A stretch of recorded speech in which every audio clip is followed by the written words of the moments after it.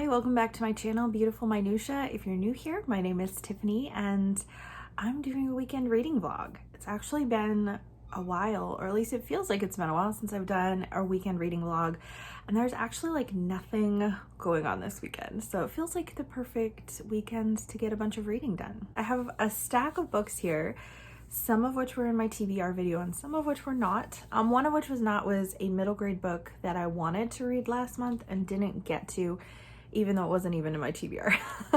And that's the last Quintista. I think that this actually was the Newbery winner for last year. Could be wrong about that. This is a book about a girl, I think, and like her family goes into space or something, and they end up going into like some sort of like hyper sleep situation, and like she awakens, and I think it has to do with like the power of stories and stuff, which just sounds like really lovely, but definitely like with a sci-fi twist. So it sounds really interesting. The only people who I've heard talk about reading it specifically so far are Amanda from the Curly Reader, and I think maybe Krista from Books and Gems has read this also, but Amanda raved about it and talked about how much she absolutely loved it. So I really wanted to give it a try, and it was on like the new release shelf of my library, and I was the very first one to check it out. So I would like to read this one, but I'm just gonna kind of see like what I'm in the mood for. A couple other books that I'm thinking about starting this weekend are Lord of the Flies by William Golding. This is for the Read Your Bookshelf Challenge this month, and it's also on my Classics TBR, and it's pretty short, and so is News of the World by Paulette Giles. These two are ones that like were on my TBR video and I'd like to get to, and they're pretty short, so I feel like maybe I could finish it in the weekend. I'm planning on reading Our Mutual Friend this month, and that book is like 800 pages long. And so I'm going to do like 200 pages a week. So I think I'm going to start it on like Sunday or Monday, which means that I have a few days to get some other reading done, because I finished War and Peace. I don't have any other like leftover books from March at all. So I'm going to start a totally new book. I'll probably like do maybe kind of like try a chapter and see what I'm in the mood for out of these 3 books. And I will just take you along with me. It is Friday, April 1st. Happy April Fool's Day. I actually remembered to play an April Fool's Day joke on my daughter this morning, which was fun. I made her brownies, but they were brownies.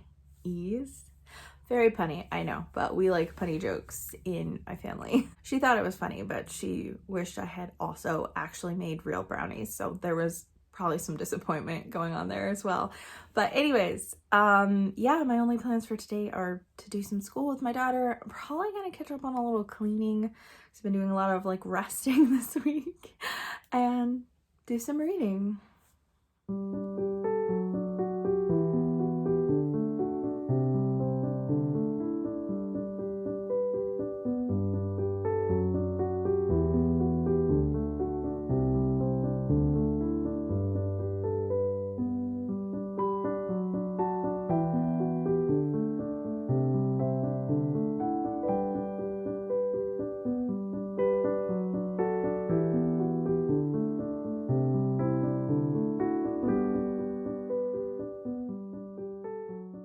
So I don't know if it's too windy here for me to update, but we did not find anything at the little free library that we wanted to get, but that's okay. We can always check back another time.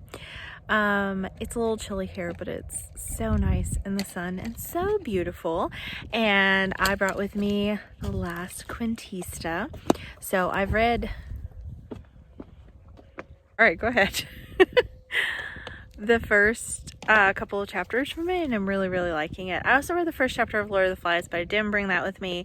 I really like the description of like the island and stuff in Lord of the Flies, and think it's like really beautifully written, but and it kind of cracks me up because the boys are they're just little boys, and it's funny how they're acting, but I kind of like, I don't know the whole plot of it, but I know it's going to take a really dark turn. So I'm going with the last Quintista instead. It's a very interesting concept. The main character, Petra, is basically there's a comet heading towards Earth, and Earth's going to be destroyed, and Petra's family has been chosen out of like, you know, a few hundred people that are chosen to board this ship and be sent to a different planet in outer space to save them and continue to like further the human race and stuff. But almost everyone on the planet is going to die. And so she has to leave her grandmother behind, but her and her mom and her dad and her brother are going. And where I'm at in the book, they're boarding the ship and they're going to be put to sleep for like 300 years or something like that. And then awakened when they arrive at their planet. So it's a very interesting concept. I'm really enjoying it. So I sit here, enjoy the sunshine while my daughter rock hops and plays. And yeah, enjoy some reading.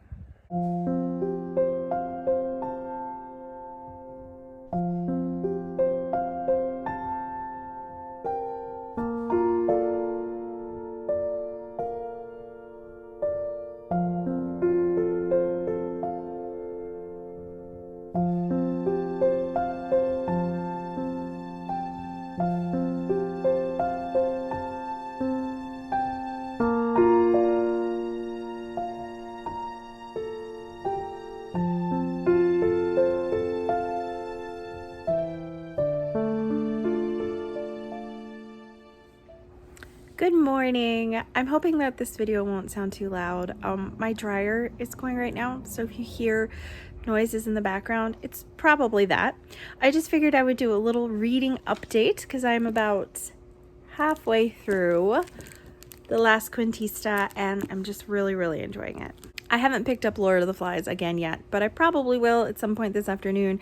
Just really enjoying this one and having a hard time putting it down. It's very interesting because obviously it's very sci-fi and I kind of can't talk about too much where I am in the book right now, but it greatly details like how she's put into basically hypersleep for hundreds of years, and they think that she's asleep, but she's not totally asleep for a good chunk of it, and it's kind of horrifying to read about. Like she can feel the gel like going down in her throat and stuff, and this like liquid that she's suspended in, and she can feel things and hear things, and I'm like, this is kind of horrifying. But maybe I feel like more strongly about that because when my husband had surgery, that was his number one biggest fear, is that he would basically not be totally asleep and would be able to feel and hear what they were doing but be unable to communicate that. So I think a lot about that kind of stuff. It's really cool. Like I feel like it almost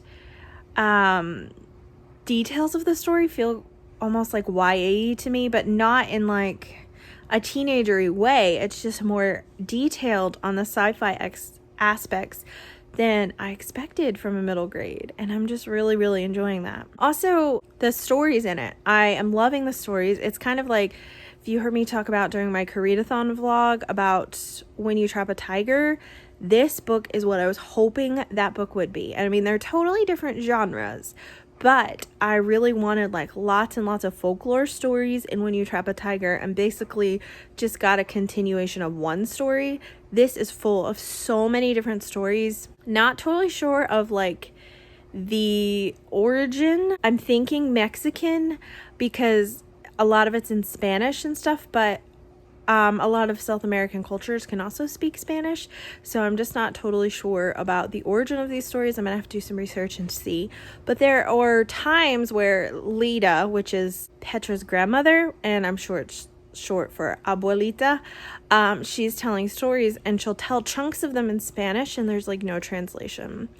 So I've had to like Google the translations, and I'm feeling like there's some middle grade kids where that would not be feasible for them, so that's just like a very nitpicky thing. Also, the religious system is a little weird because there's these folklore stories about gods and spirits and stuff, which is fine, but then it talks about like the grandmother crossing herself, and it talks about praying and all this stuff, but then it refers to God in a female form, and it's just like I'm trying to figure out, I'm like, this is like a weird blend because there's some like Christian Catholic aspects to this, but then there's also just like random things that I'm like, where did that come from? But it's not like detracting from my enjoyment of the story. It's just, I'm just kind of like, it pulls me out just like a little bit. So those are like my only nitpicky criticisms, but the story itself is just like so engaging.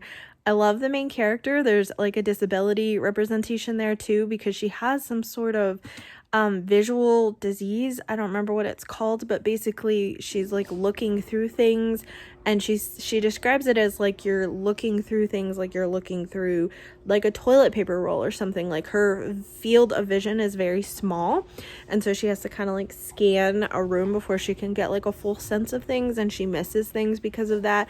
But that is just like really interesting, and I am like loving that there is a disability representation in there as well. That's really cool. So I've gotten a bunch of cleaning done this morning, which is great because I haven't had as much of a chance this week, so I'm like mostly caught up on my cleaning. So I think I'm going to work on my bullet journal for April. It's April 2nd. But I do my bullet journal through weeks. So can you hear that purring? She just jumped onto my lap. Hi. Anyways, I do it per weeks, so, and I do it like Monday through Sunday. So my current bullet journaling week is good through tomorrow. So it's fine that I have not quite finished April yet, but I need to finish it today so it's ready for next week.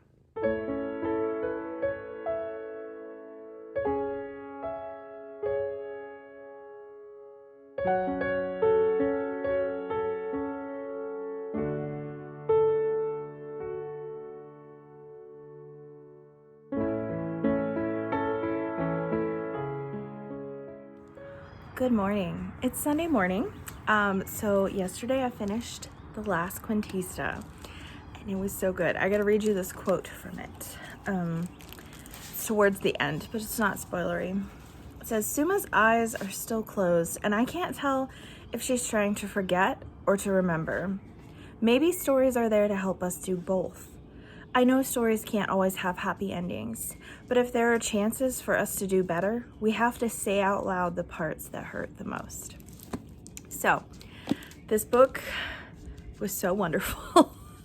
I loved it so much. I'm not a huge sci-fi reader, but this one really, really got me, and I just loved it. It like sucked me right in. I felt like there was a lot of detail in the actual sci-fi elements, and that the story was so well written that it doesn't have like the feel of a YA, but I feel like YA ages would love this just as much as middle grade would. Like the whole overarching theme of how much stories matter, and if we erase the past, we will continue to make the same mistakes, and that we can't learn from the mistakes of the past unless we remember them is such a huge overarching theme here, because there's this whole narrative from some of the people that are in command of like, well, we want to like all be the same and not talk about history or anything because that will prevent wars and it will keep the peace, but in the process they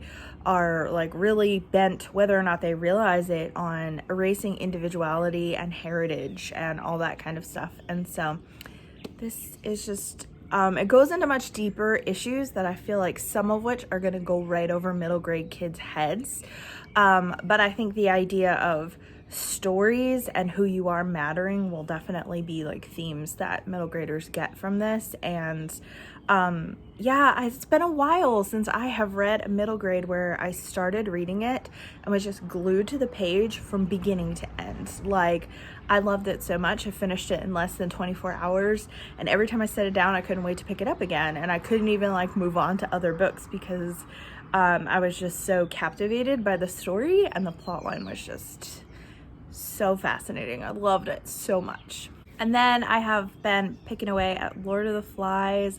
Not like super far into it. I think I'm like 5 chapters in or something, and I'm enjoying the way the story is written. I kind of alluded to this before when I mentioned it.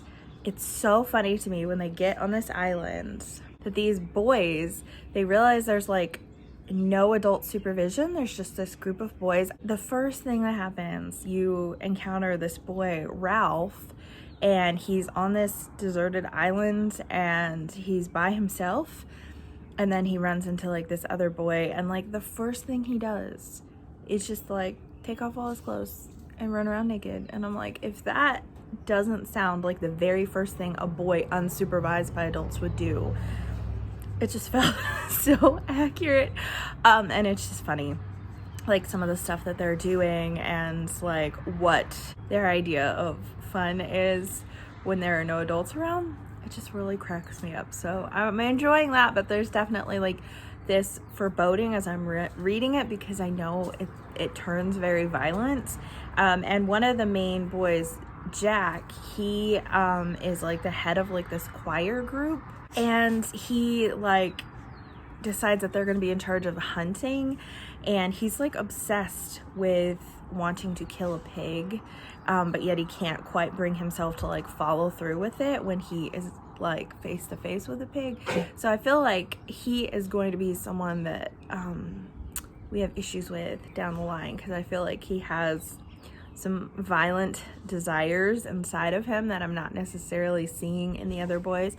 Also, these boys are bullies. There's like this one boy there who has like asthma and is like very overweight, and they just decided they're gonna call him Piggy and like bully him and not even listen to him, even though he's so much smarter than the rest of them in terms of how things should be run and stuff. So I don't know, but I really love how descriptive this is, especially in terms of like the island and how it's describing like what the flowers look like, what the trees look like, what the shore looks like it is, yeah, I really like the writing. But I'm wondering if I'm going to continue to like it once it takes the dark turn and like the hammer falls, like I know it's going to. I don't really know the details, honestly. So far, I'm enjoying it. I don't know whether or not I'm going to finish this today, because I'm 70 pages in out of about 200.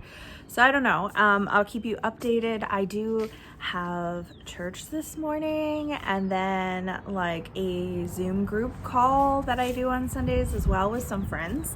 And those are like really my only plans throughout the day today. So dude, my dog is like kicking around. That's what I get for coming out with my dog. There he is. Do all dogs do that after going to the bathroom? Because mine does. And also, I thought it would be quiet outside on a Sunday morning, like people not being out and going to work. I feel like so many cars have driven by. Oh my gosh. Anyways, so I'm about to finish getting ready for church and go about my day, and I will hopefully have at least one more update for you.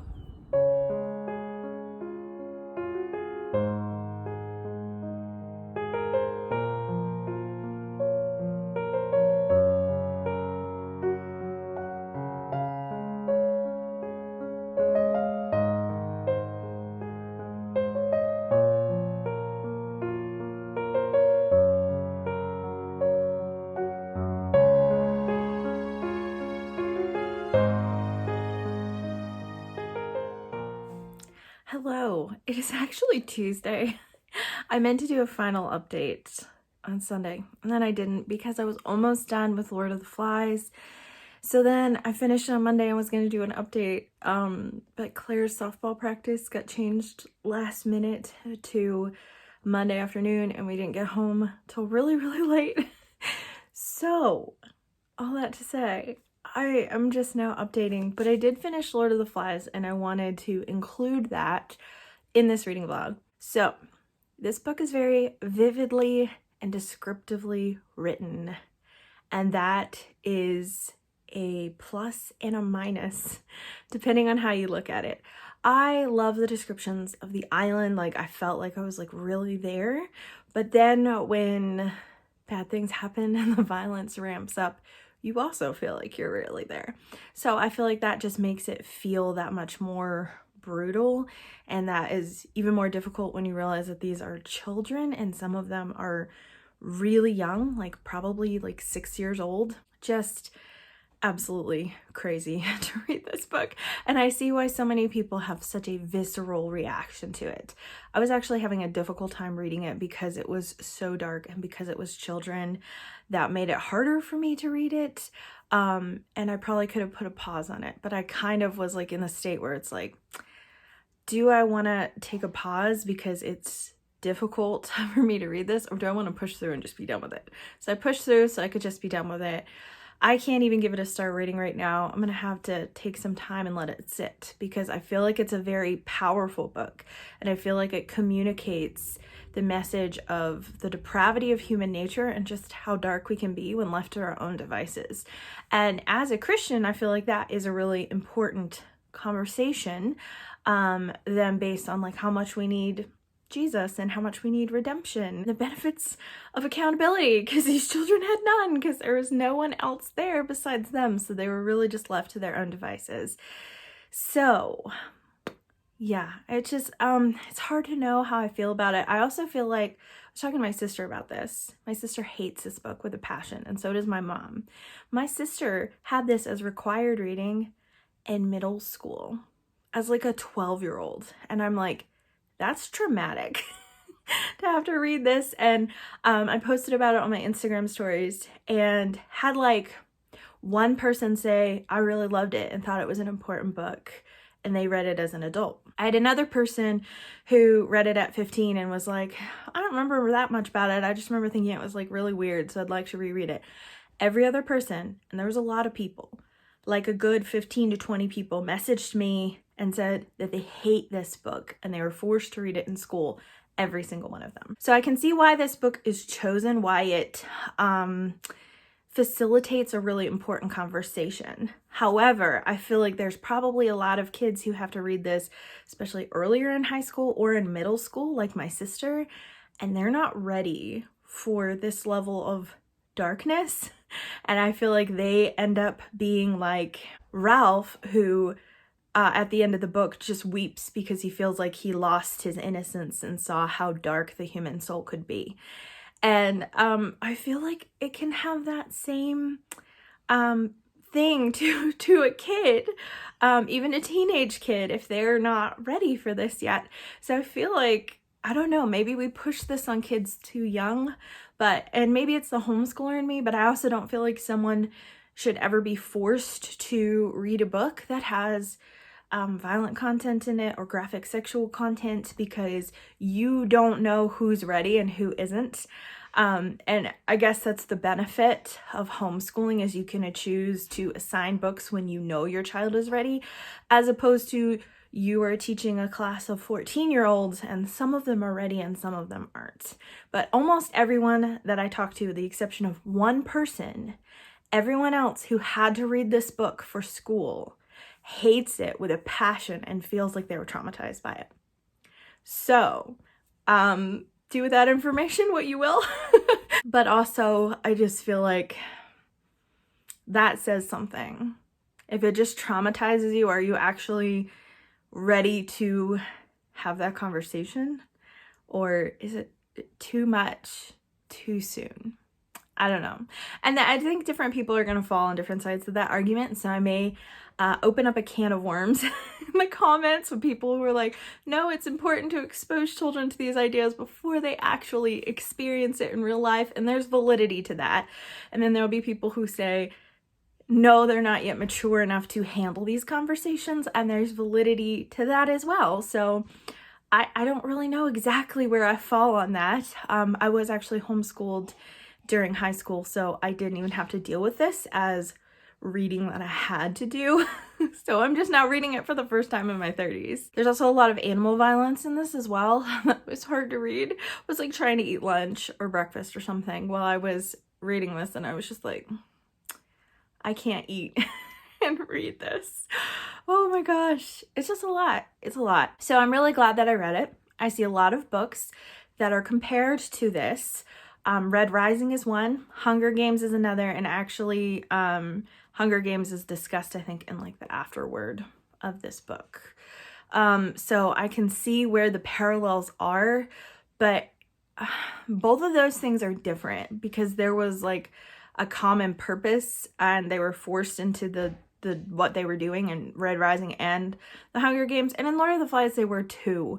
But they weren't given a clear objective of what they needed to do, whereas Hunger Games, it's like you kill until there's only one of you left and that's the winner, and that's the whole premise of the Hunger Games. So they go into it with violence, And that's not the case with Lord of the Flies. They're not given that objective at all. It didn't have any sort of hope or redemption to it, and that makes it hard for me too, because as brutal as Hunger Games and Red Rising are, I feel like there's a reason and there's like a thread of hope throughout those books, and there isn't any in this, so that made it more difficult to read too. So I'm glad that I read it. I'm glad that I will understand all the Lord of the Flies references, although now that I actually know what the Lord of the Flies actually is with the titles referencing,